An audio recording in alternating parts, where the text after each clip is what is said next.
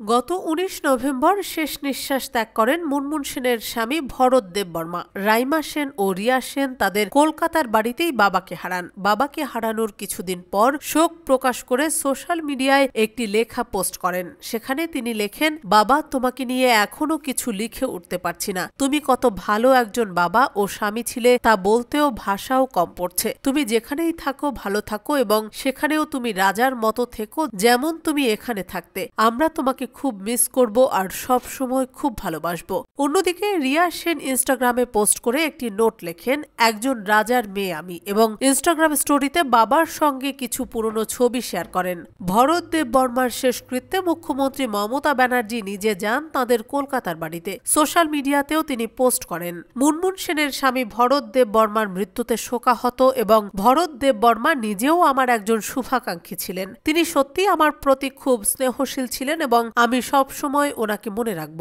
তিনি সত্যি আমাকে তার পরিবারেরই এক অংশ বলে ভাবতেন এবং তার মৃত্যু আমার জন্য বেদনাদায়ক।